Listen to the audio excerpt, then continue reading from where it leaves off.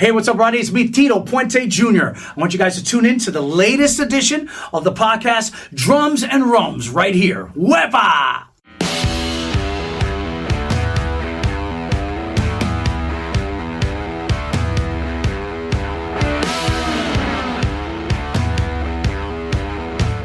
Hey all, this is Paul from Drums and Rums with a Backbeats Meets the Spirits. Our guest is a Latin musician and percussionist and the son of jazz royalty. Welcome to the show, the son of the king of Latin music, Tito Puente Jr. How you doing, Tito? Paul, thanks for having me on the show. Yeah. This is great. Drums, rums, rum and drums go all together. I think that's exactly how you said when I saw you at the show in West Palm. You're like, I said, hey, do you do podcasts? Sure. Yeah. I said, how about Drums and Rums podcast? He goes, drums? I'll bring the drums and you bring the rums, which I did. Yeah. I did bring some rum. That's right. So there we go. All We right. got it all, right? This is We got great. drums, percussions. Thanks for having me. Yeah. So let me just take a quick pause. I mean, again, those that are listening, watching, on the YouTube or audio podcast, I think most people that are in music knows your name, your family's name. I think that's fair to be said. Sure. Those that aren't music, this is what we're going to just talk about, Tito and I, that his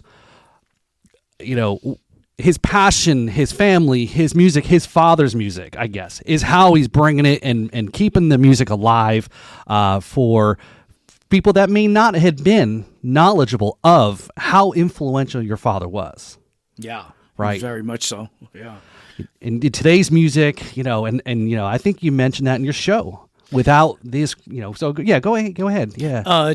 My father was, of course, the king of Latin music, el rey de timbal, they say in Spanish, and king of timbales. Tito Puente, what can I say? I mean, a synonymous household name, passed away 24 years ago this year.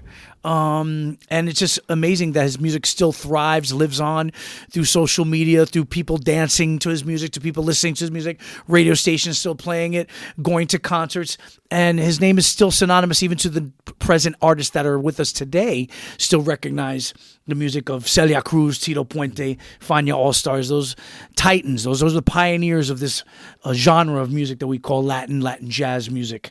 And it's a big shoes to fill, but I continue his legacy. And I think my father's last name, or our last name, means bridge in Spanish, Puente. And that's what he did for 5 decades throughout his career, starting from the 1940s all the way through his 2000 to his unfortunate passing. And then from that point, starting in 2003, it took 3 years right there where I decided to start playing his music and continuing that bridge to the newer generations. And I've been doing it for 20 plus years now and bridging the new generation. So the kids today who are 20 years old or 21 years old, never got to see Tito Puente or maybe even heard of him. I'm kind of teaching them about that now. Right. And it's nice to see that they're really embracing that. And what I love the event, and then we're going to probably go all over the place in the podcast. Sure. So, is to go back to that show. I had a great time. Okay. And the story is I saw the flyer, in the public elevator of the parking garage, but again, Typical so Puente promotion.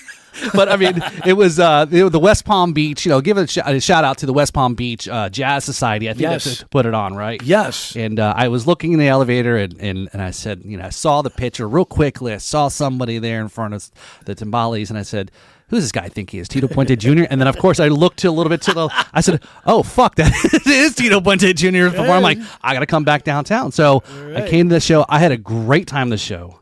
The energy, obviously, I think that's the same thing. You're embodying your father's energy. I mean, the videos, like I said, I didn't see him play, but obviously other in videos. Mm-hmm. But the energy of the show, it was great. Didn't get a chance to see him play live?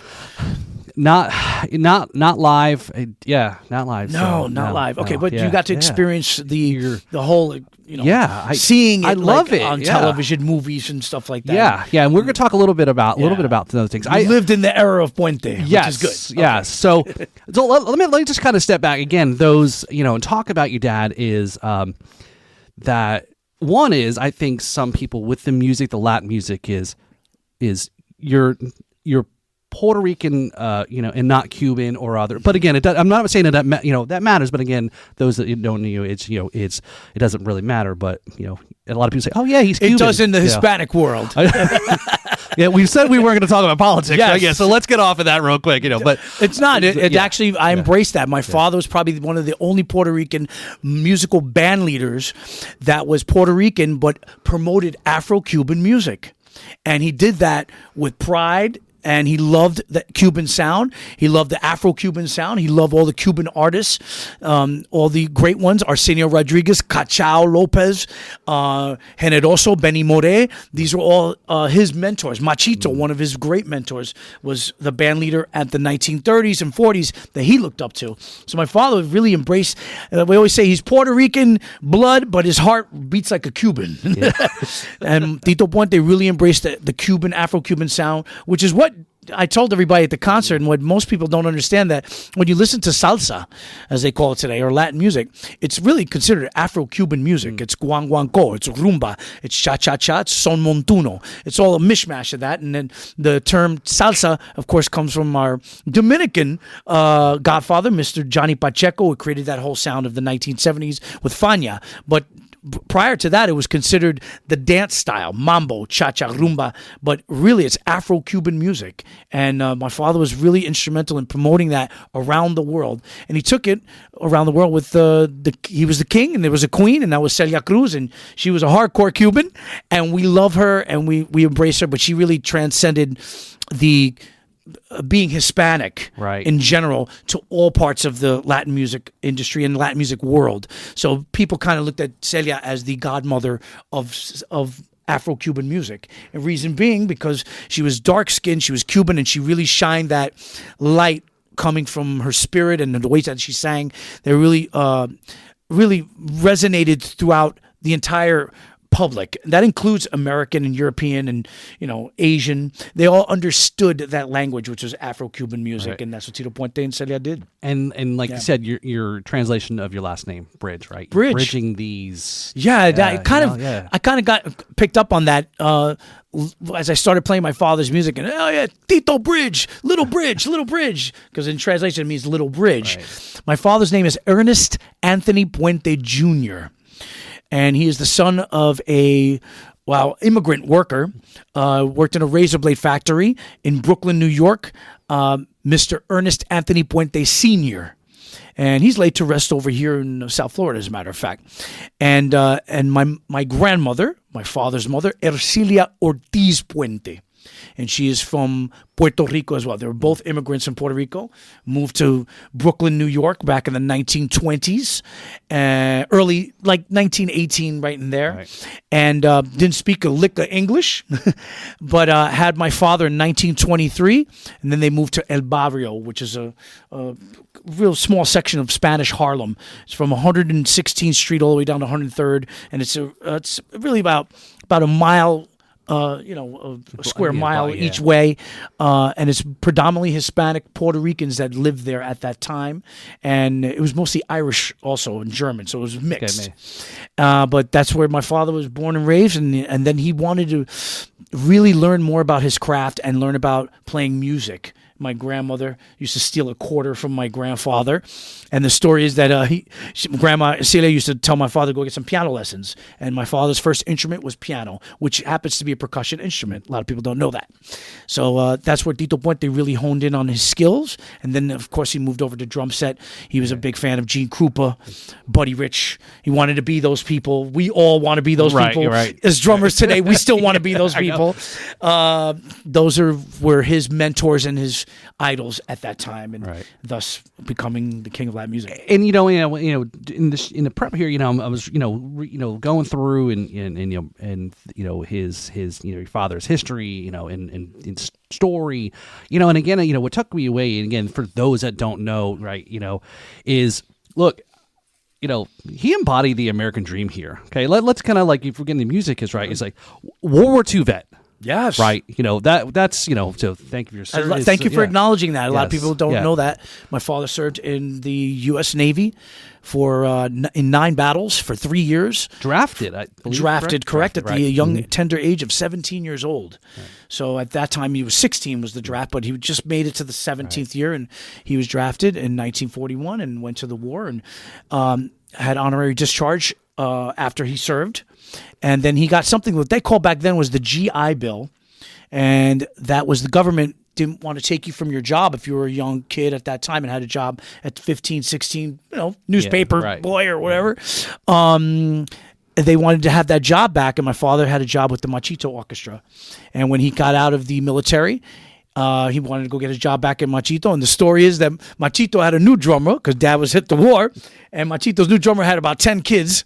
So Dad didn't want to take his job away from him. It's going to be a while. And the child support that the guy needed. But and then he started his own band. But yes, thank you for acknowledging that. And a lot of people don't know, Tito Puente is a U.S. veteran. He was laid to rest with honorary veterans, 12-gun salute and all that. Right. It was quite something to see, which we didn't really know as we were growing up, me, my sisters, and my brothers, But when we saw that, we kind of really made sure that we wanted the fans and people to know that he was a World War vet. American dream. Yeah. And I think some vets kind of see it, and like that's how my father was. He served in Vietnam, and he was also I'm a first gen, right? Mm-hmm. He came over from Scotland, and he served, and I don't think he quite had was a citizen at the time, but he doesn't, kind of dwell too much. Is he born in Scotland? He was born in Scotland. He's born in Scotland. Tito Puente was born in New York. Right. But a lot of people thought that he was Cuban, but my dad's first language is English, New Yorker. You can tell by the accent. How are you? Yes. But yeah, that was really the American dream. But even if you came as an immigrant, that was my grandparents' dream as well. Moving to New York and better getting life, the skill set of having the American dream and starting a family and all that. And so, like as you mentioned, the GI Bill, and again, served this country. And then took what the military or the government offered through the GI Bill, and went to Juilliard. Ended up in Juilliard. And I was told at that time, Juilliard was it still is even till today, you have to audition to get in that school. So you have to know some sort of musical or have some sort of musical background or talent. And Tito Puente, of course, was studying the Schillinger, I think it was called, method, which is a very intricate method of learning rhythmic sounds, Gregorian chants, just really deep stuff that you have to know to get into that particular, conservatory of music like that. But my father really wanted to get that going, and he got a full scholarship from that GI Bill. They paid for his schooling, and that's where he kind of honed in on his composition and arranging. And then he became thus the most sought after arranger at that time. He was working with other arrangers at the time, like Ray Santos and Silvestre Mendres and Francisco Aguabella. These were other writers and composers. But Puente, my dad's songs were really straightforward, big band swing. And remember, at that time, we didn't have pop music as we do today, or rock, or anything like that. Right. At that time, it was mostly jazz, a lot of blues, jazz, and big band swing music. The Cab Callaways and all that, and the Ella Fitzgeralds, the Duke Ellingtons, the Count Basies, all that. My father was really deep into those sounds, and you can hear that throughout his whole career, through his music. But the school was very important that he went to Juilliard to hone in on those skills. And going back to the performance there, seeing you look at live, right? And I'm like, man, I'm always a sucker for brass and horns. I'm like, it makes the music, but that big band style, because it has there's so much energy. There's so much, obviously you got more music and musicians and so forth, but it's still good. I know it's around. It's not as in vogue, or, again, I don't know, whatever the man tells us to listen to, right? At that time it was in fashion. But yeah. mambo music was kind of really in fashion into the 1930s and 40s, as that Cuban sound was really coming into America, with the whole actresses were dressing up like Spanish actors and actresses at that time, Milta Silva and a lot of those other classic, Carmen Miranda, the I Love Lucy's, the Ricky Ricardos, all those were coming into play. So that's why mambo really got its real niche when it came into 1940s and 50s. So, a little bit about their talking through, right, is some of the, again, they're in the 50s, and I just came back from Memphis a few weeks ago, and then, the Elvis angle, we went to Sun Studios, and again, it's like, just thinking at this time, it's like, in history, we know, well, this person was, alive at this point in time, and this person is this live, with like historic figures, and it's like thinking like, your father, Elvis, all these musicians. It's like, Jesus, man, it must have been a great time to be alive, but it just like today, the amount of music is so widely available, can reach so far than it did back then. It's like, I don't know if, you imagine being alive back then, knowing what you know now about music and how the accessibility to it. Right. So right. it's very scarce back then. I've always have dreams of living at that era, or maybe reincarnated as Tito Puente from the 1950s, and I always thrive and strive to have in my concerts that generation to learn more about that style and dancing. Yeah. And that's really what it was. My father's music is dance music. At that time, it was considered dance mambo music. So since you said that, let me jump here. Is this the quote? Do you know what quote I'm going to ask? I don't know. My father had quite a few, and I have a few too. Okay. But yeah. Yeah, but you're talking about dance. Your father said, if there is no dance, there is not music. That is correct. So. Yes, and that is a statement for anybody that's in the genre of salsa or Afro-Cuban music, and I can even go as far as saying in all genres of music that have a rhythm. Let's go into reggaeton, even rock music and pop music. You got to have some sort of underline of rhythm in there. The drums are that. And that's where it all comes from. It comes from the conga drum, the bongo, the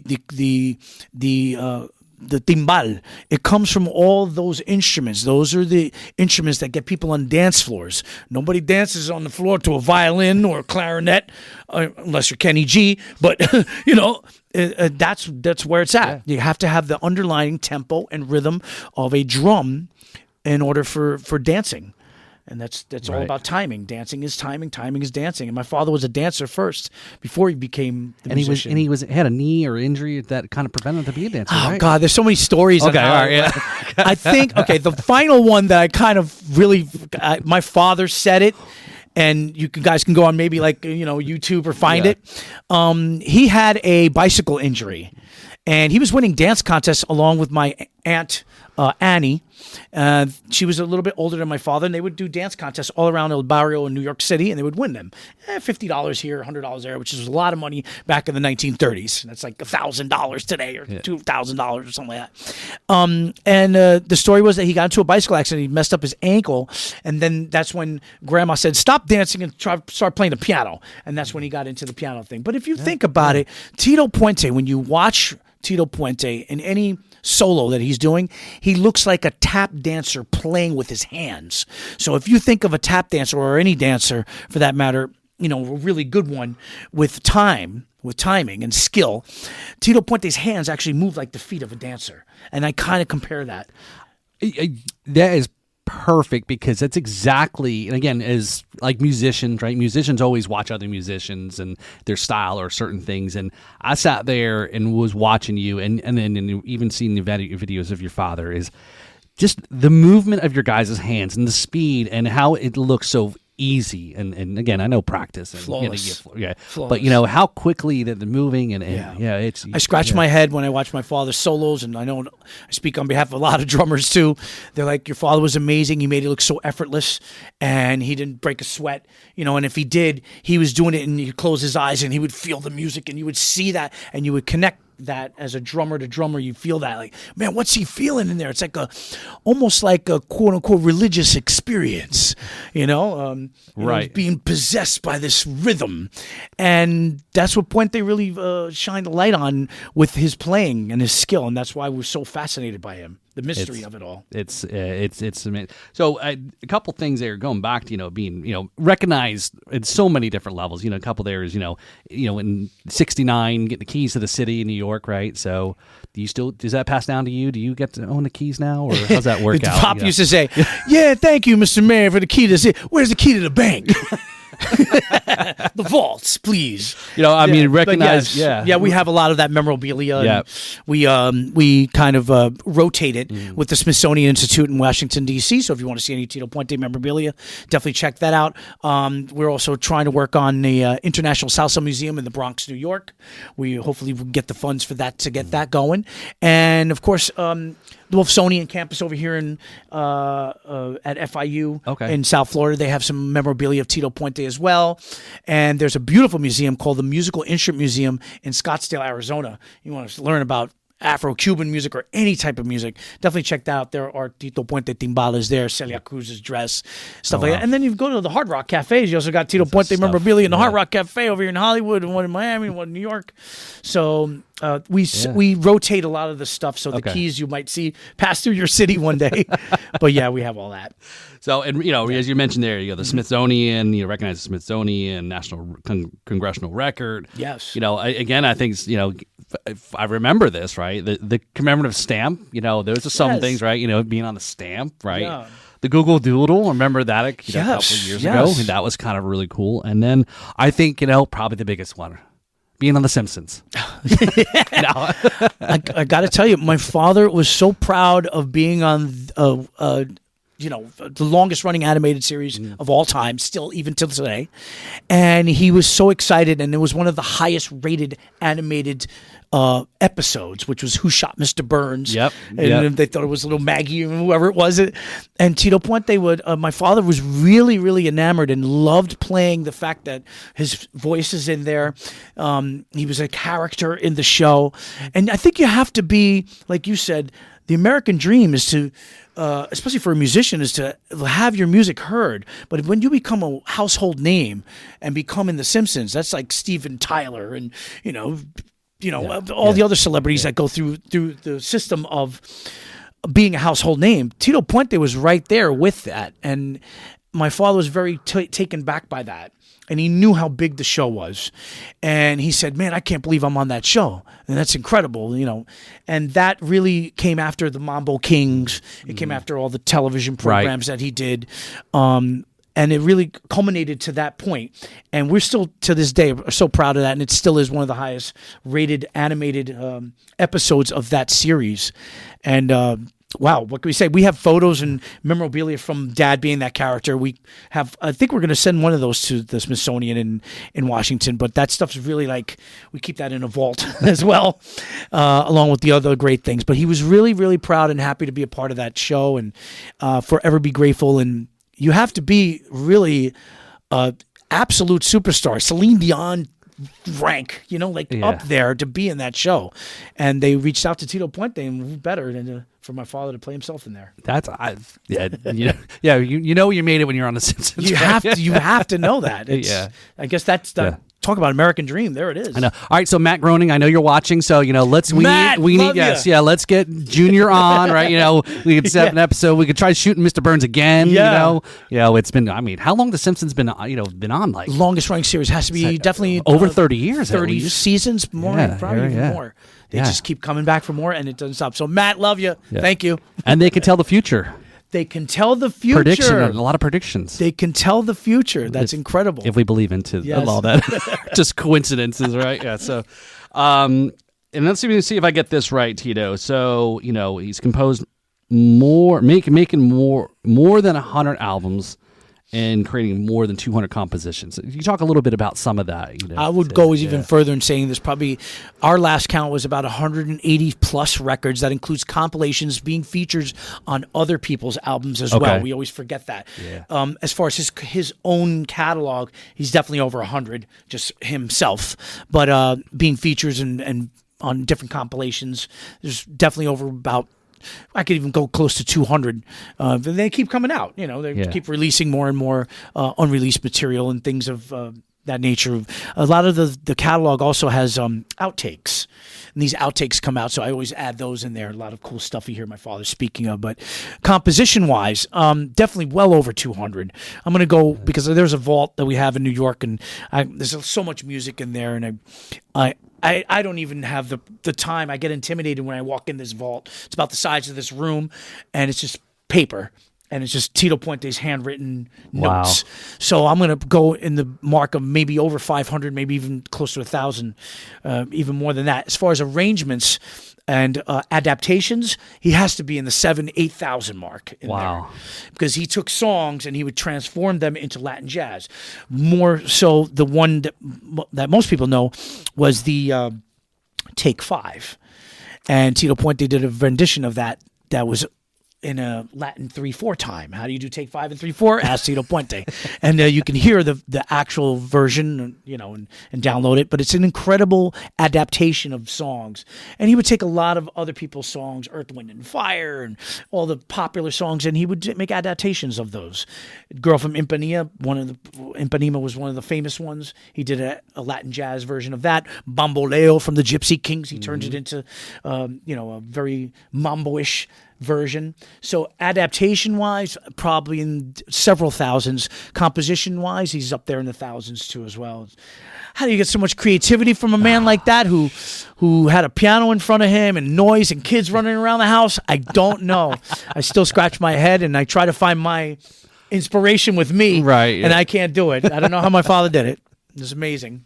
Yeah, definitely. So, you talked about, obviously, the impacts or influence on musicians today, like you talked about at the show, and again, you get a chance, you got to go and see Tito and perform the music.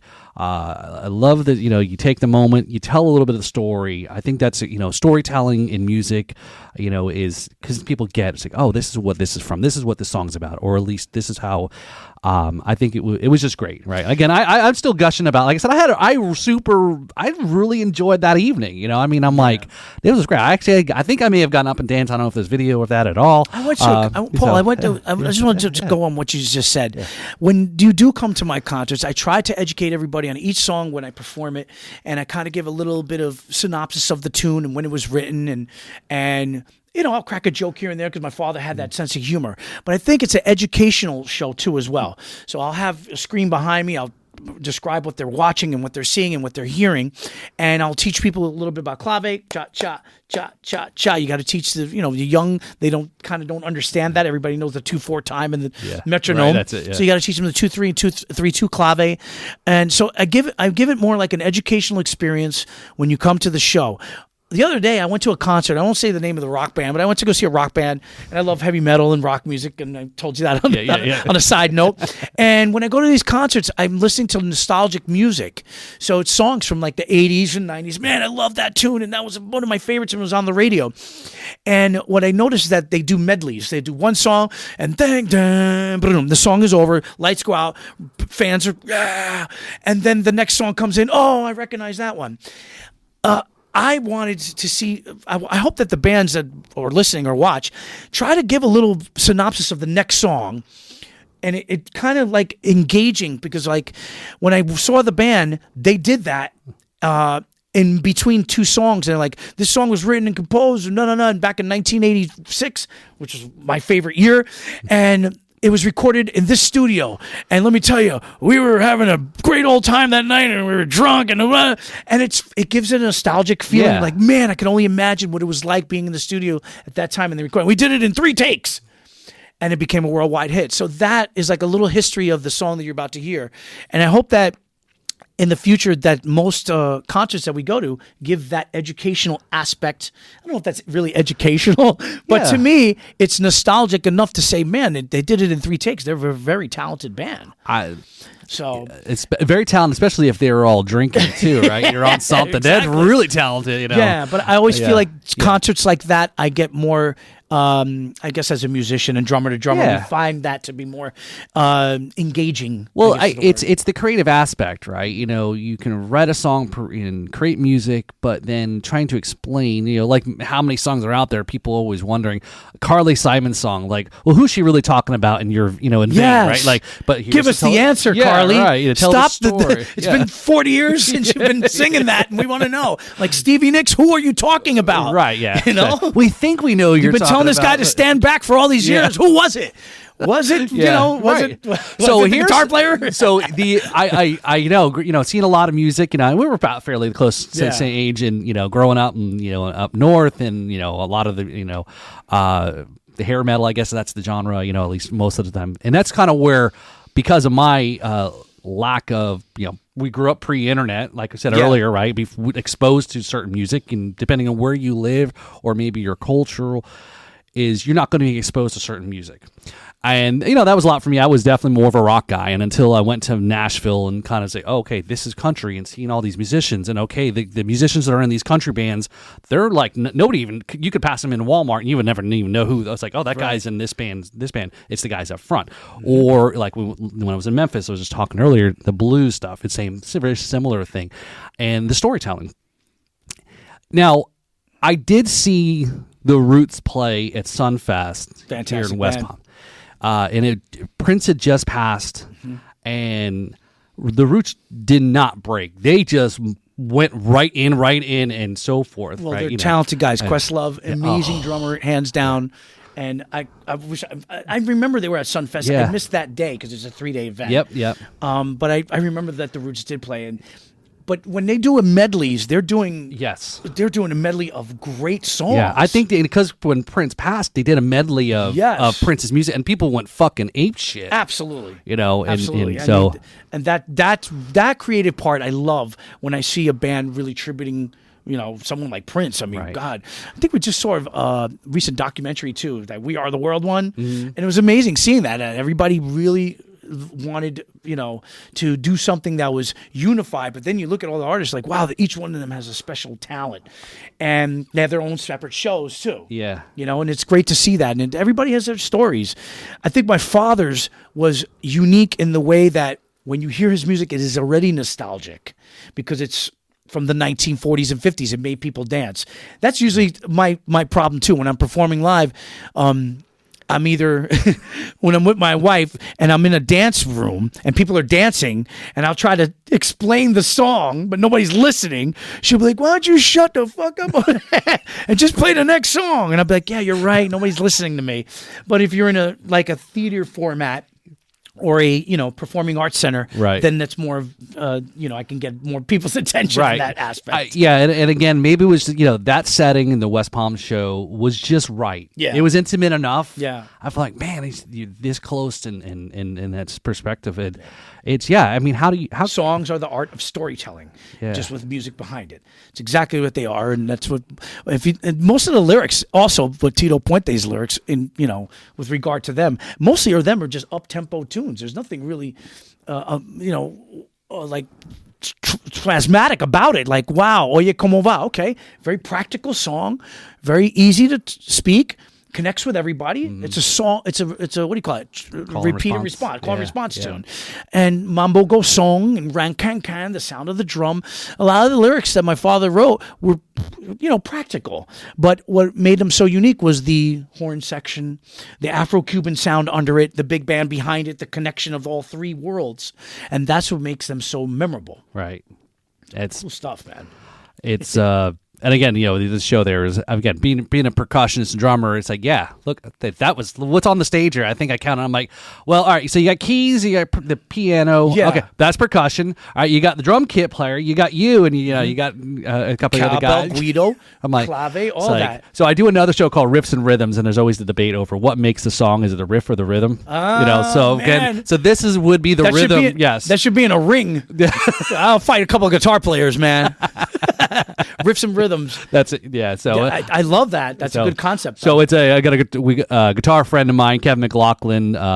He performs up in the Treasure Coast area there in West Palm, and so we sit there, and again, a drummer and a guitarist, go back and forth, and we took some live reactions on Beale Street, and was asking, and the majority of people were saying, drums, were make the one girl said the bottom end, and I says, I love it. Yes, I love a good bottom end. Let's be truly honest, Paul.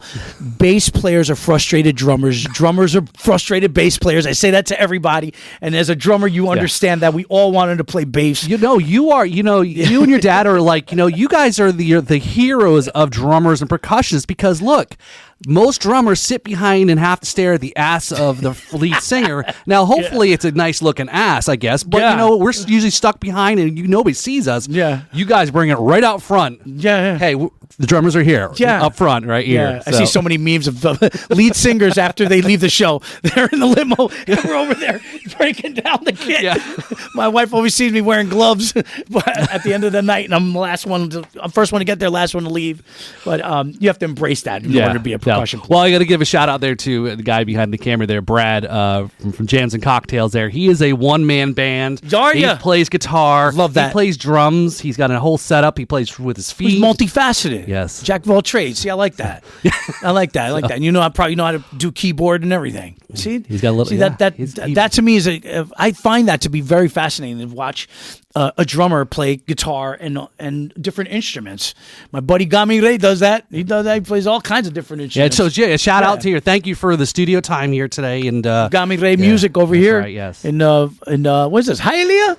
The Miami Lakes. We're going to show some respect to this place. Miami Lakes.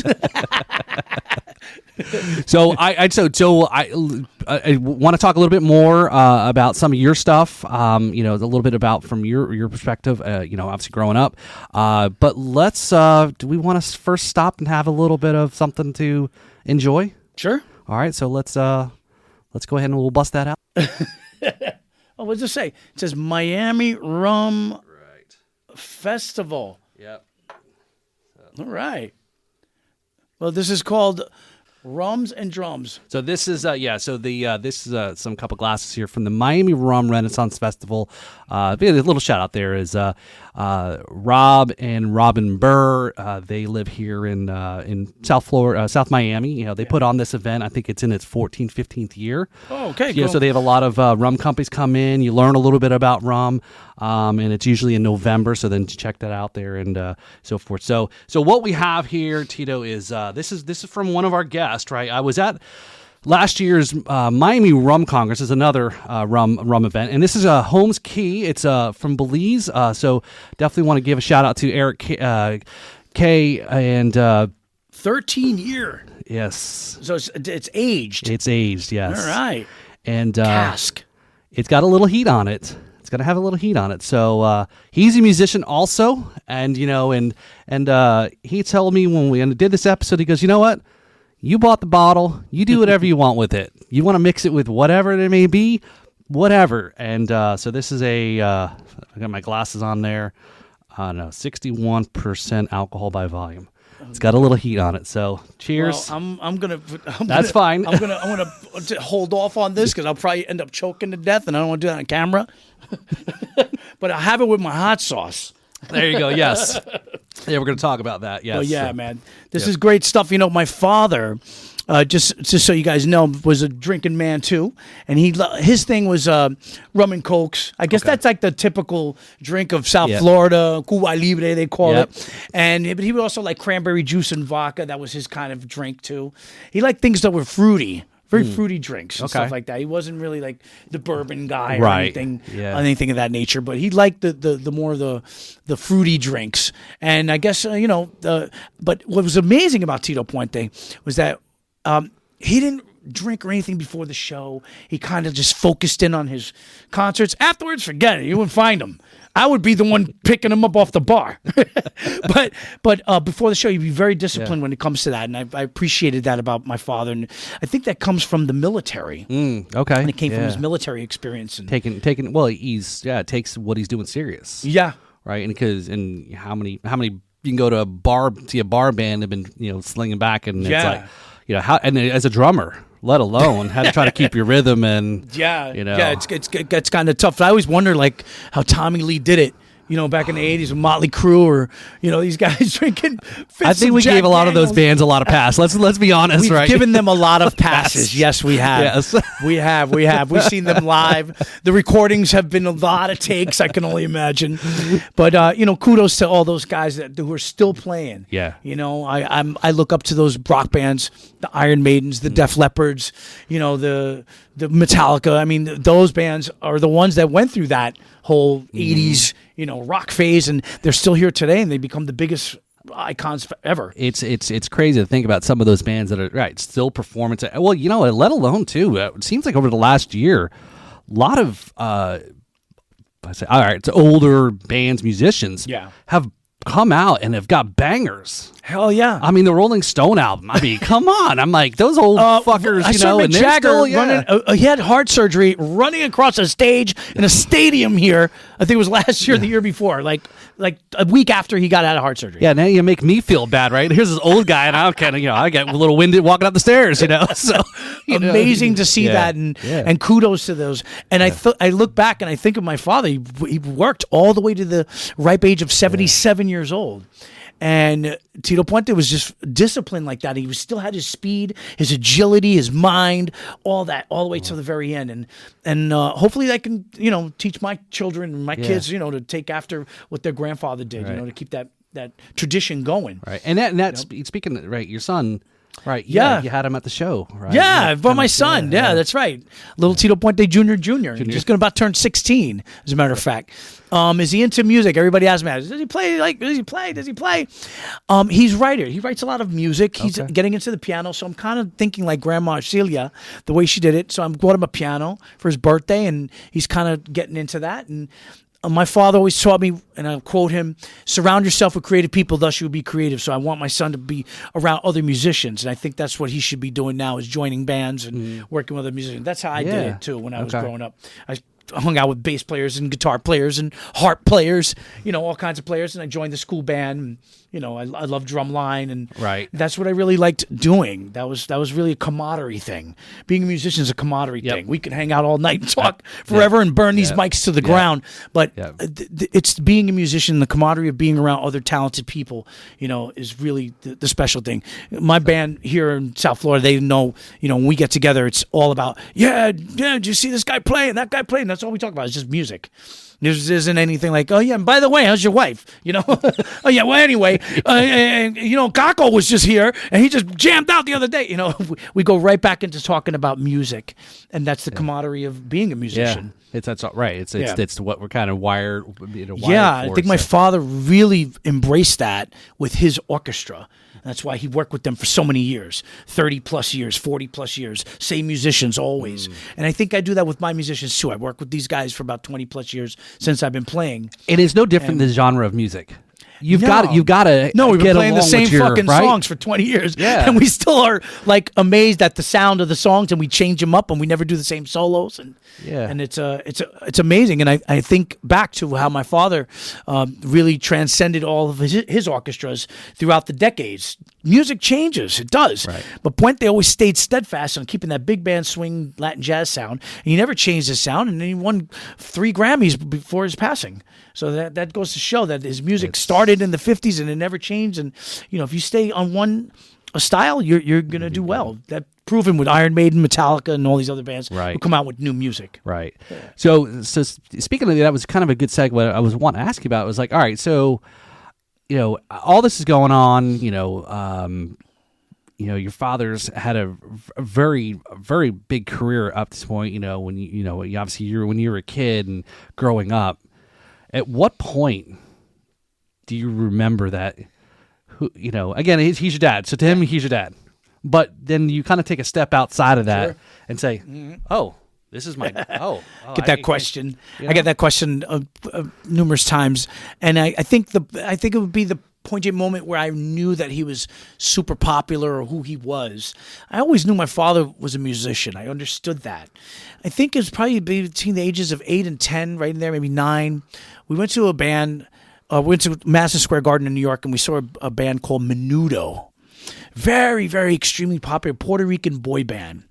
And in the 80s, or just must have been 1981, 82, somewhere in there, we went to Madison Square Garden. My sister was a big fan.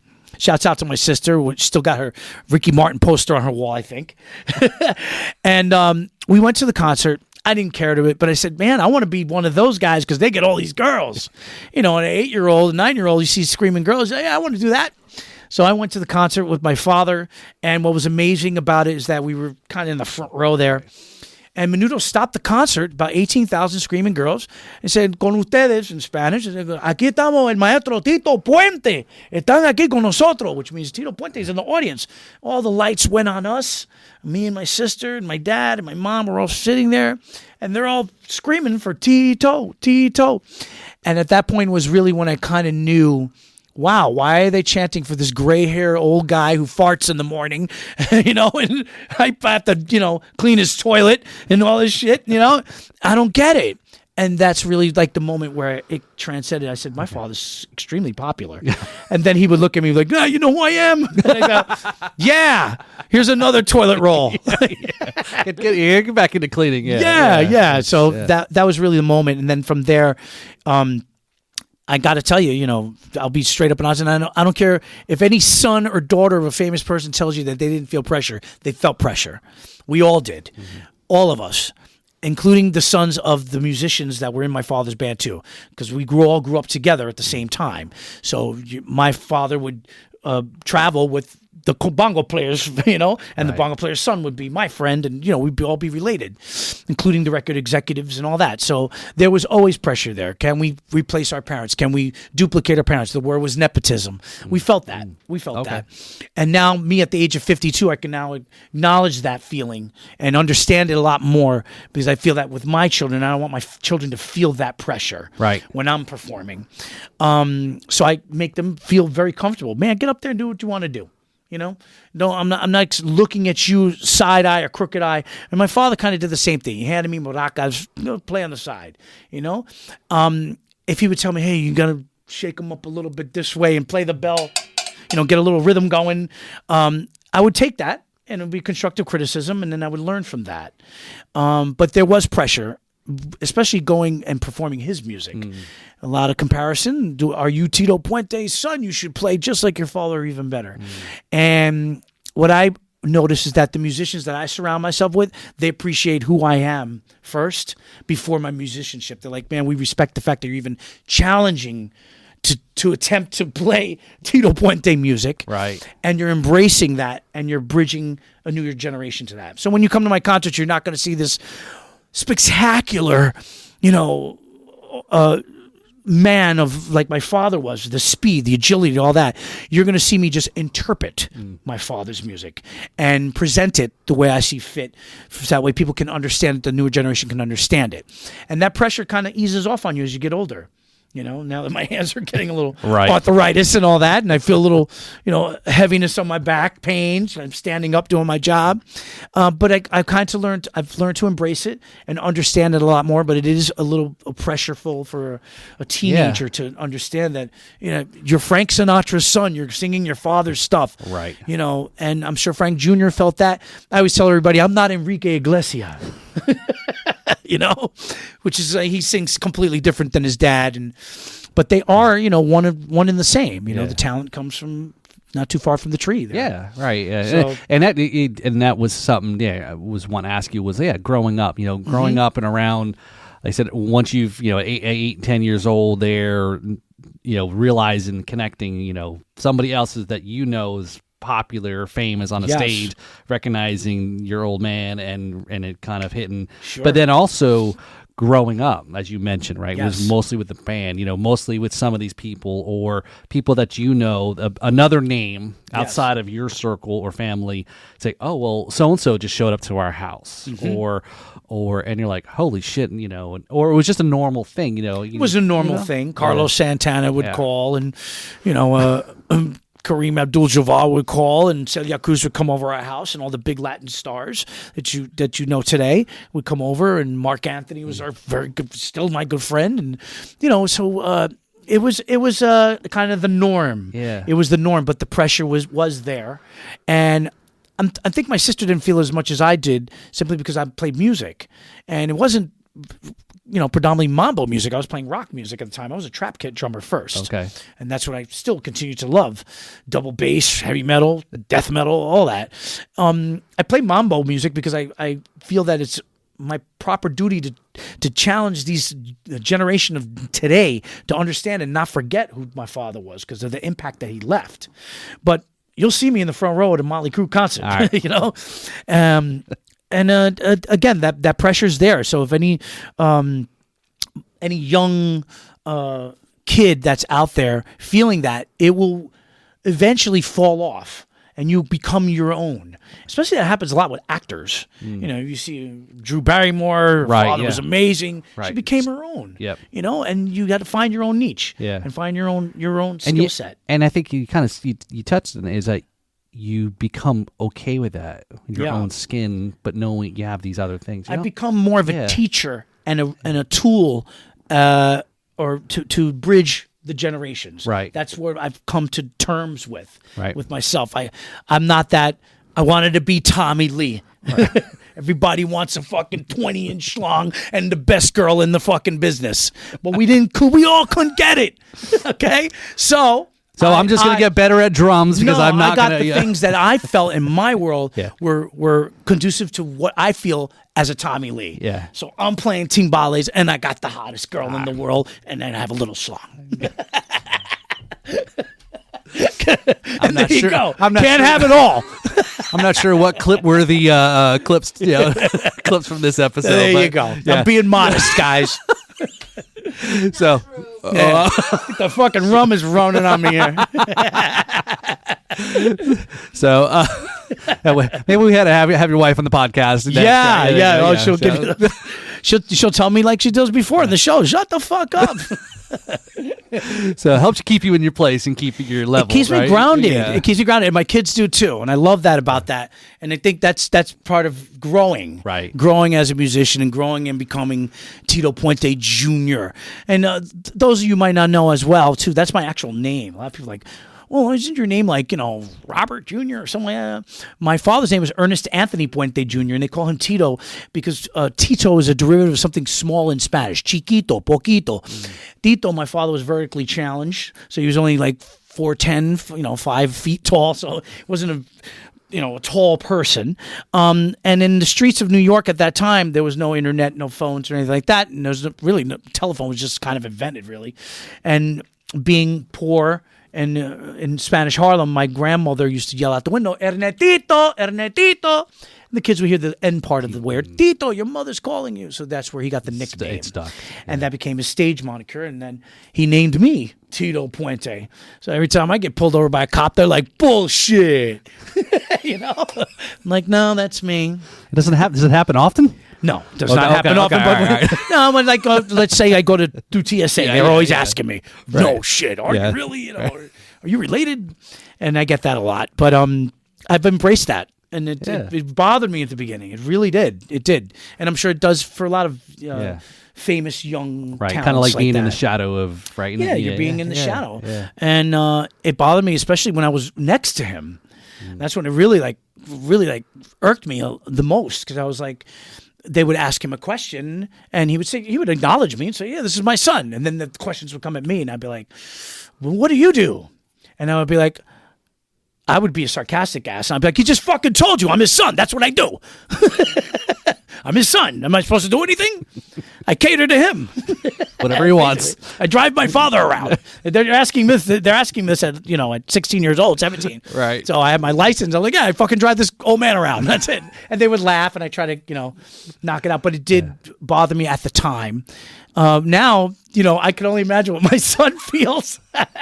Careful what you. Because they ask me, "Is this your son?" I'm like, "Yeah, don't ask him no questions." Yeah. But he answers the same way. He's hilarious like that. So talking about the album you released, right? The King and I. Yes. Yeah, let's talk a little bit about that. Sure. The album's incredible. I wanted to do something for my father's 20th anniversary of his passing, and I wanted to do something that was related to all the artists that he's performed with through the 20 plus years that I see my father, from the 80s into the 90s and even into the 70s, since I was born in 71. I wanted to get a bunch of artists that he worked with directly in the studio that he had on his albums. So the creation came through my wife, her idea, and along with my producer Marlo Rosado and my buddy here Gamirey. We said, let's pick out, you got over 1,000, 2,000 arrangements. What songs do we do? He's got so many hits. So we cherry picked a few of them, and we said, let's pick out the ones that are really strong and that can make people dance, and let's try to get the original artist on those particular songs. Oh, wow. Yeah. And we did, and I got the great Sheila E., her father Pete Escovedo on the album, Domingo Quiñones, Michael Stewart, Jose Berto El Canario, El Meñique, who was one of my father's first singers back in the 1970s. So there were so many artists that participated in the record. I was very proud of it, and we released it. It's called The King and I, and check it out. And we got a music video out there. It's called 20 Años, and we actually took. This is a great idea that Marlo and Gama came up with. They said, why don't we take an old reel-to-reel of your father and a solo of him and fly it into the song? Kind of like what Nat King Cole did with Natalie King Cole. Okay, yeah. So we said, yeah, let's do that, and we could do a video of that. So we did that with the song 20 Años. It's an original tune, and we took some timbal solo of Tito Puente. We threw it in the song, flew it in there, and it matched perfectly. So it's me and my father kind of like dueling timbales. And it's a really heartfelt album. I love it. It's been pushing me for about the past couple of years now. It's right here. That's it right there. That's it right there. And this is a compact disc, folks. I know you don't know what this is. But this is a CD. And again, we did all the hits. Oye, como va, Ran Can Can Picadillo, El Rey de Timbal. And what I loved about, I got my brother Ronnie on here too. First time I ever recorded with my brother Ronnie. He's from my dad's first marriage, older brother Ronnie. Yeah. And he's an avid and amazing vibraphone player and percussion player as well. He didn't pursue music as I thought he could have, but he is an excellent performer, and he arranges too, and he's just fantastic all around, and he's a very big inspiration in my life, just understanding on who I am, being the son of Tito Puente, right. And where this goes.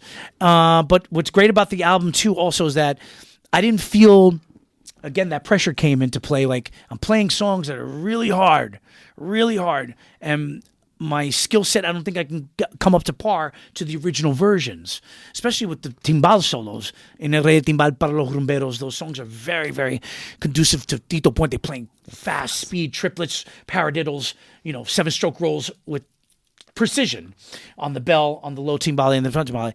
And my musicians really inspired me to do it. They're like, we're going to do it in takes.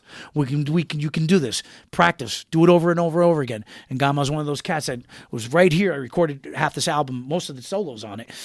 And it was frustrating for me. And he saw it. He's like, why don't you take a break? Just relax. Chill out. Come back in when you're ready. You can do it. And I think that's what was missing for most of my younger years. I said, man, you can do it. You can do it. My father didn't give me that encouragement. He said, you got to go to school. You got to learn. And I'm glad that he did that, because it gave me that feeling of saying, hey, I got to do this myself. And having that encouragement, I got to find it somewhere. And I found it through my musicians and playing his music. And that's why I got to the completion of the record. I couldn't do it without them, and they really pushed me. They pushed me, and I'm glad that they did. Yeah. And even till today, now I go up on stage and I said, man, I don't know if I could do that solo. And I think of when I was in the studio, I said, man, yeah, I'm going to take a little bit of element of that and add my own little spice to it. But the record's out. Check it out. It's on all digital platforms. You can get it on Amazon.com.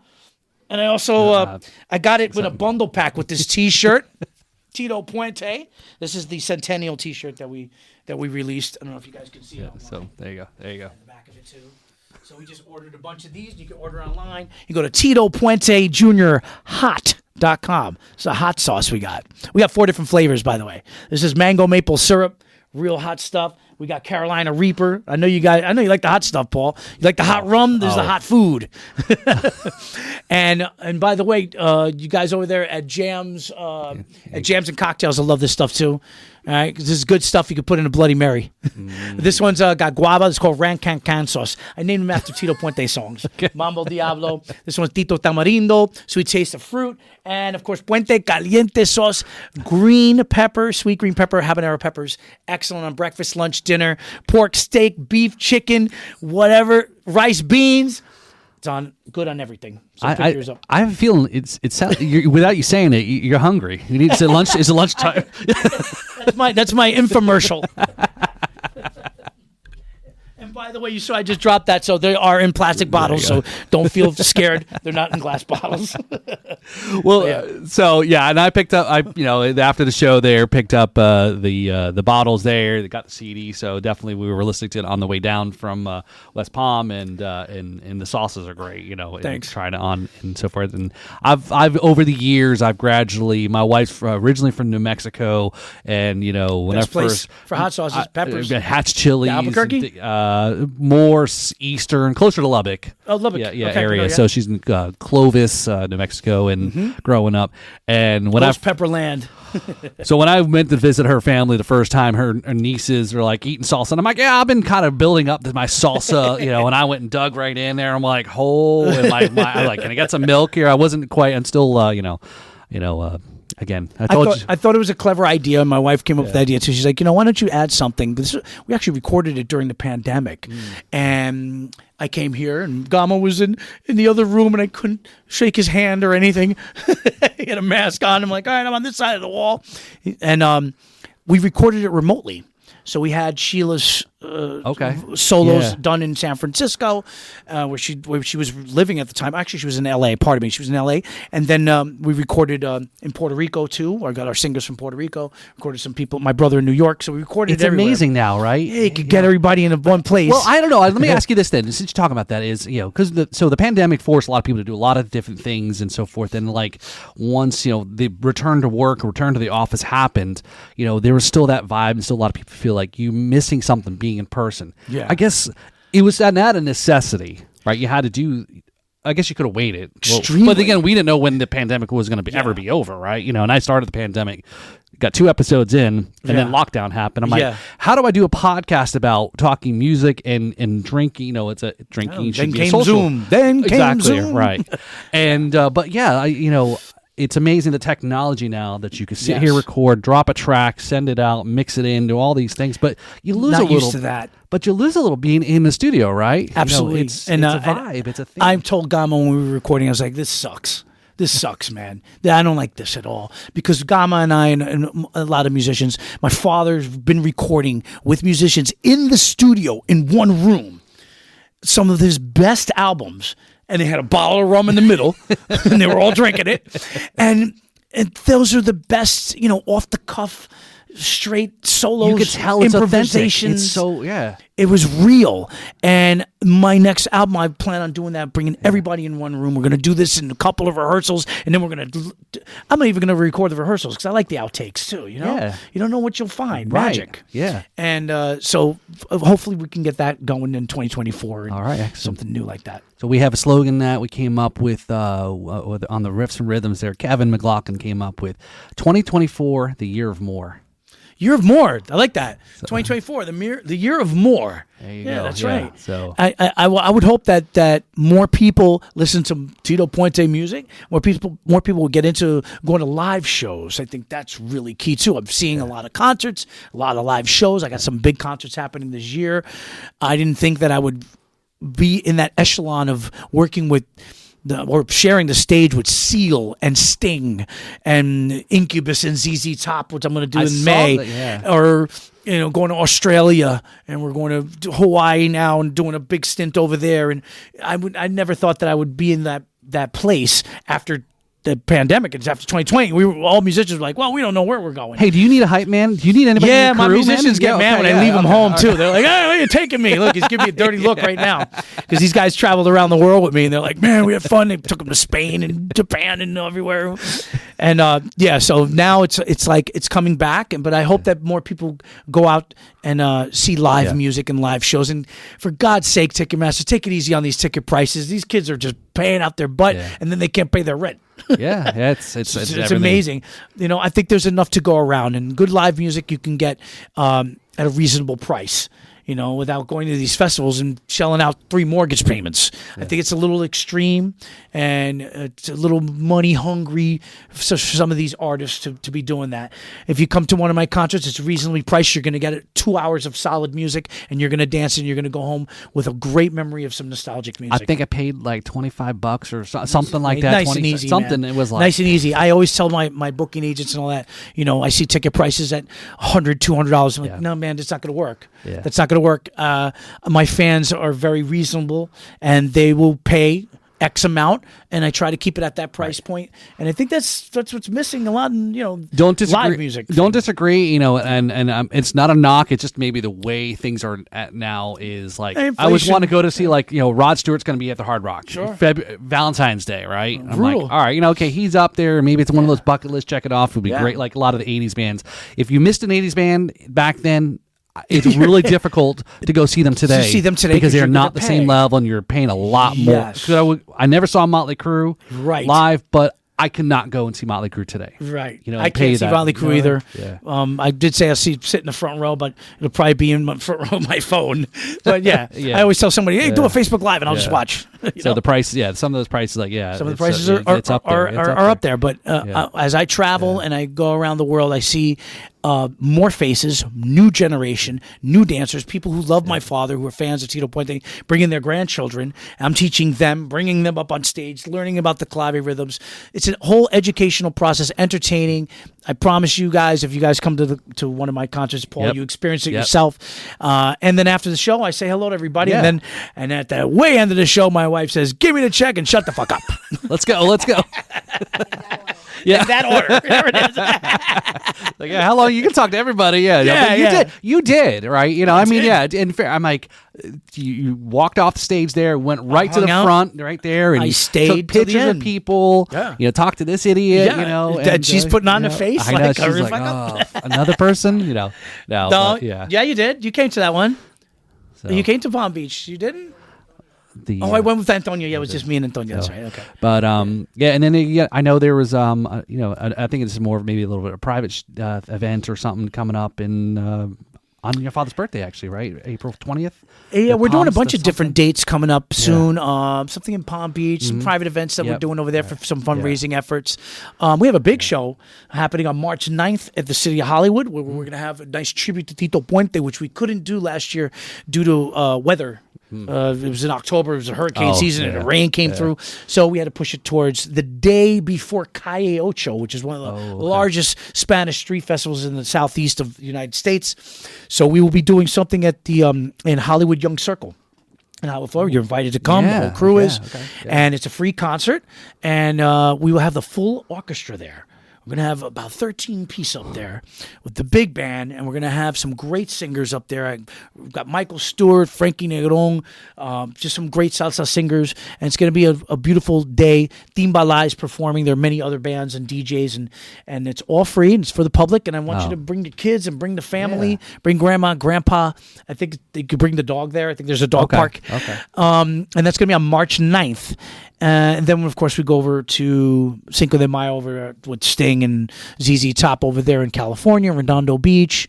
And there's so many. And then we'll be in the Bronx, New York, doing the same tribute concert on with Andy Montañez, very godfather of salsa, they call him, in March on what was that, March 2nd. So all that you can find on my social media at Tito Puente Jr. on Instagram, Twitter, Facebook. Actually, it's called X now. All right, Elon, pick a name. Yeah, X, right. But we still always say formerly. It's like Prince. It's like the symbol. We still say formerly known as. I'm also I'm on IG and Facebook and TikTok. So you can see all the tour dates there. And real excited about this year, 2024. Get ready for more Tito Puente. Yeah. Excellent. All right, Tito. So as we start getting wrapped up here, there's a little bit of the segment that we do with all of our guests for the percussionists, drummers, musicians. It's called In 4 Beats or Less. So do we want to? Yeah. Do we want to? And we do want to talk about the timbales here after this. Sure. So we want to close in on that. So do we need do we need to get a metronome here? You want a metronome? No. 4 beats or less. All right. So question number 1 here: in 4 beats or less, I ask all my guests this question: is who's on your Mt Rushmore of drummers or percussionists? I love that question. And now in 4 beats or less. So. 4 beats or less. Oh my God. Neil Peart, Phil Collins, Buddy Rich, Gene Krupa. Okay. Yo, Monsters. Did I mention the Monsters? Yeah, no, that's I it. have to honorary mention Lars Ulrich, Metallica was one of my favorite, and of course Nico McBrain, Iron Maiden. Oh, it's right. But, yeah. Another South Pierre, Florida. South definitely. Florida. Nico's South Florida. Nico, South Florida. Yeah, yes, he's Gotta go eat some ribs, baby. Oh, that's right. You got to go rock Let me know when you're going. We're I gonna go. will, yeah. I wanna go eat yes, ribs. yes. We may go after this. 4 beats or less. I guess that was 4. Yeah, but you didn't know. You didn't give me the tempo. Ah, yeah, there you go. That's it. Is this a ballad? Dong, dong, and donna. This is what, yeah, perfect. I love it when somebody picks up and says, Yeah. well, what's the tempo? What's the tempo, BPM man? here? It's like, oh, good point. I've had some, and again, being so naive and not to think when I've talked to people outside the U.S., and I ask that question, they're like, well, what's Mount Rushmore? And I'm like, oh, shit. Am I wrong of not saying my father? Whoops! Sorry, Dad. But Tito Puente, honorary mention. I had a. He has his own mountain. Oh yeah, he's his own mountain. Like the volcano. Like Everest. What's like the Chief Crazy Horse, where it's his own monument? Yes, that's it. Yes. Yeah, like the Devil's Tower, Wyoming. Like that's Tito Puente. He was the forefathers. Right. He was the man. Yeah, that's right. There would be no Mount Rushmore without the king. I had interviewed. I'm drawing a blank now. She was on a couple years ago. She's here in South Florida. She does a lot of taiko drumming. Her and her husband is part of like a taiko drumming, the Japanese drumming, right? Yes. They have a studio here in Broward. And I asked her that question, and she goes, well, it's my Mount Rushmore. I can have however many I want. That's true. So there you go. So yes. Yeah. So think about it that way. Yes. Go figure. We've never been to Mount Rushmore. We're going this year. We're going to Montana. Is that Montana? You're going to go up there and see Kevin Costner in Yellowstone and all that? Yeah, we're going to North Dakota or South Dakota or something, I think, later on this year. So, there you go. We'll finally go riding motorcycles? Feel like the Black Hill Mountains and all that? I like motorcycles, yeah. I used to ride. I had a scooter. I don't know. That's the largest mountain in the world. Oh, Mount Everest. Mount Everest. Yeah. Well, that's Tito Puente right there. Yeah, there you go. There you go. Yeah. Mount Tito. Mount Puente. All right, so in question number 2, what's your favorite venue you've played at? Sky Dome in Canada, Toronto, probably the largest venue. I think it was 20,000+. I played on stage with my father, so that's why I remember that day so well, and it's on video, so nobody's really seen it, but I got to air that one. Other venues, Red Rocks, great place. Madison Square Garden, I did the Garden. Wow, I did an NBA game. There was the Knicks, and wow, there's so many. Where have we been, man? I got to look at him over. Some big stages we've been on. Well, Veracruz, Mexico, 150,000 people in Veracruz. You played Dancing with Stars. Not a stage. No. More like plastic, like levels, but definitely good platform. Yes, Dancing with the Stars. Yes, that was pretty big too. Yeah, we did a lot. Okay, I can tell you some strange ones. Go for it. We did a couple of churches, funerals. Where else, babe? We had some swinger boat party. So a bunch of naked people running around. All right, so that'll be part of like the after Tito hours. We've done some really weird. I did a midnight thing where the lights were out. There was no lighting. We just want the ambiance, and we're playing in the middle of the dark. What else did we play? We played some weird, unusual. Well, the cruise ships ones, yeah. Well, we were in a couple of cruise ships and they were rocking pretty bad. I did a couple of concerts in the rain, lightning storms, death-defying, close to death type of events. The haunted ones. Somebody was playing the cowbell. We didn't know where it was coming from. What? There was nobody there. Yeah, haunted places. A lot of haunted places. Really? Yeah. Yeah. So sorry, that was like a really long beat. No, yeah. 4 beats. Sorry. All right, so question number 3 here, and so watching you, like we talked about, watching you perform up close there, and watching your dad play, it's just the stick work, and that's I think is always what I get. I love watching somebody's hi-hat work, right? How they're very precise on the hi-hat and movement on especially on the timbales, and is so, but. In considering that, it's a lot of the foundation is around that jazz, and most when it comes to grip. Mm-hmm. So traditional or match grip? Ooh, if I'm playing trap kit, I like match grip. If I'm playing rock, if I'm playing more pullback, air supply, easy foreigner music, I'll do traditional. Okay. Yeah, I think you have to do match grip if you're playing rock music. Yeah. I just feel like it's stronger. Ambidextrous. There's a plus. Yeah. You can play left and right, So I know, growing up, it's like, trying to play, obviously. crossing's weird. Yeah. But I did learn traditional Yeah. through Sam Milano. So Okay. traditional definitely with the better music, actually, the more music that's conducive to jazz and all that. Gene Krupa and Buddy Rich, man. I mean, you're talking about that. I always watch Neil Peart, the way his precision in doing switching. The way he switches is just wow. I mean, master. It's the professor. We called him. That's right. The professor. Always be the right? professor. Yeah, that's right. It's for sure. All right. So question number 4. And I don't know if you do a whole lot of social media or you keep track of a lot of stuff, but is there any social media? Who's your social media drummer that you kind of are like, all right, it's entertaining or wow or whatever? Oh, there's quite a few. I got this young kid out of plays identical to my father named Wally El Timbalero. He's out there in San Francisco. Plays exactly like Tito Puente. Does the exact rudiments. I love watching him. My friend too. Inspirational because he never got to see Tito Puente. Didn't know who he was. Or I think he's from Colombia. Who else? Love watching Mike Portnoy. I mean, Mike Portnoy's incredible. I love watching him. Love watching Lars anytime he's doing something with Metallica. Have you seen this guy? I don't know if he's in Spain or This guy, Brazil. Is it El Stampario? The beard guy with the cross. Absolutely phenomenal. He's one of my favorites. I do follow him on TikTok. Does rolls with one hand. Smoking Amazing. joints with one hand, smoking joint and playing one hand, and sick. Sick. He does Oye Como Va. He does Celia Cruz songs. Amazing. He is one of my favorites. Yeah, very cool. So, well, you made it through the rapid fire. So again, thanks to I've got a shirt for you. So again, all the alums, part of the alum family now. So Drums and Rums alums. It's funny. I interviewed Don Familaro, and he just loved the fact that I had all these rhyming words to it and all that. So Drums and Rums alum. But yeah, let's before we close out here is the Timbales here. This is anniversary. So the LP company, Latin Percussion, which is owned by DW Drums out there in Oxnard, California, they last year was the 100th centennial of my late father, Tito Puente, born in 1923. So for 2023, they issued, I think it was 1,500, pardon me, right? 1,500. 2,000. There were 2,000 models made of the Tito Puente original timbales. These are the centennial models. So they have the original logo, which you left the plastic on there, man. You really left it. All right, these are like really brand new. I don't even think he played them, maybe once.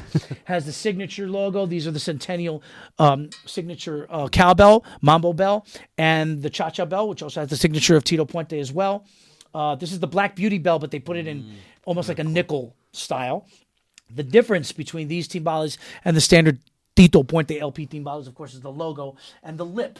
The bottom lip of these drums have a different sound when you hit them on the side. It's called cascara. It's got a little clave rhythm sound to it. So it has a very, very deeper and sharper sound when you're hitting the drum. This was a design made by Mr. Martin Cohen, who just celebrated his 85th year. He's having his birthday next week or something. So happy birthday, Marty. And the drums they only made 2,000 of these. What number you got, Gama? 30. He has number 30. I have the prototype, and I have 000 and I have 001. So I have three of them. One of them goes to the Smithsonian. The other one, my mom, got to give it to Margie Puente, who's still with us. And then the other one, I think I have 001, the first one. But they are all the same. The brackets are a little bit different too because they have the screws on this side. They're just incredible sounding. And if you didn't get a pair, they are no longer made. They're limited edition. They only had 2,000. So I went online a couple of weeks ago, and I asked my buddy over there at LP, hey, is there any more left? He goes, all the distributors got it. So it's in all the stores. The company itself took the mold. They put it away in a vault back in Philippines. That's where they make the stuff. So now the mold is over there. When are you going to put out the next one? In what, another 100 years, and like, well, we're thinking about maybe like doing a 25th anniversary of these, or my father did some different derivatives of the drum itself. But if you go online, you could find a pair. They are expensive. They go for, I think, $1,000 or more. That's probably the most expensive timbales out there on the market, next to, of course, custom made, Chile or custom made Santana, or custom made drums. But yeah, if you go online and look for the Tito Puente Centennial model, you might find them. It's almost like they're like really like Easter eggs. You got to really look hard for them. But if you're a big fan, they're collector's model. I know Gama's not playing these, and I know he's saving them. He just has them for show. He's an avid timbal player, and I know he doesn't want to mess with these because these are our collector's item. And it's special, right? Yeah. Yes. Yeah. So, and I'm glad he got it. He got a pair. Yeah, and I got him the bells too for him. He's like, they ran out of the bells. I said, don't worry, I'm going to get them for you. And I got some of the bells. The bells are still on sale because this model, they just consider it the Centennial model because it came out last year, but it is a model that they have as on the LP website. So you could get this one and this one too still in stores today. Okay. The drums are the hard part to get. Yeah, man. Cool stuff. Really cool stuff. This year we're celebrating not only that, but Tito Puente's, there's a few albums that came out in 1974, 1964, 1954. One of them is Cuban Carnival, came out in 1956. But before that, there was Mambo's Volume 1, Mambo's Volume 2. So every year we can celebrate Tito Puente. Yeah. And we decided, I decided, and the agents, of course, my agents, we wanted to celebrate the centennial of Tito Puente. My father was born April 20th, 1923, so we're going to keep celebrating all the way up until this April. We want to do the whole full year around the earth. So look out for these next couple of concerts because they're going to be centennial concerts where you have a big screen, photos, videos, exclusive stuff of Tito Puente. We're also doing a documentary series. It will be out hopefully by the end of this year. We've been kind of pushing it along. Hollywood's a lot of red tape, but we are now in pre-production now and ascertaining all the photos and videos and stuff. So it's really exciting time for the Puente family, the estate, and we're looking forward to 2024 with more. That's right. There you go. So, Tito, again, I humbly appreciate you coming on the show here. Did you press record? Yeah. Whoops. And again, for those that hope, you listen to this episode, watch this episode, is again the history. There's so much here. It's very similar to Tito. Is like some of the rum guests I've had on, some of the families that were originally in Cuba and before Castro came, and and it's like we've all heard of Havana Club rum, right? I've interviewed some of the family from that, and it's like we're talking about history here, the family history, and your family is part of drum, percussion, and music history, and but music history, right? Yes. And being recognized and influenced many, like you said, a lot of today's pop stars, musicians, and so forth. And so again, thank you for coming on the podcast. So I thank Tito again, and thank you, Ray, here for if you're coming to the studios there, and definitely check out the podcast there, Drums and Rums. Check us out on YouTube. Subscribe, like this video when we drop. Follow us on Apple Podcasts. Follow us on all the socials. Yada yada. You know what it is. Give us a 5-star rating. That's how important. That helps other people see these episodes. I love, like I said, music. It's brings us all together. It's a camaraderie. Yeah. And again, quote by my father: "Surround yourself with creative people, thus you will be creative." Encourage you guys to always be around drummers. Drummers be around drummers. Have that camaraderie, and always celebrate the music and life and legacy of kings and queens of this music, like Mr. Tito Puente. And of course, follow me on all my social media at Tito Puente Jr. Instagram, Twitter, Facebook, TikTok. I got a radio show on Sundays. Check that out on power787radio.com, 3 to 4 p.m. Eastern Standard Time. I talk about Tito Puente, play Tito Puente music. It's all everything Tito Puente.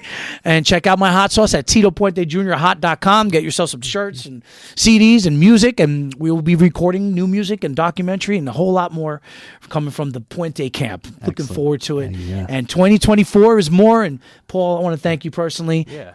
Appreciate it. Thanks for the rum. Thanks for the support, and thank you for having me on this podcast. Make sure you guys always rate these guys with a 5-star. I'm giving it a 5-star. Excellent. For sure. All right, excellent. So thank you all for tuning in. This is Paul with where the backbeats meet spirits. Have a great day, y'all. And we're out. Oh, just hold it for about 10 more minutes. No, I'm just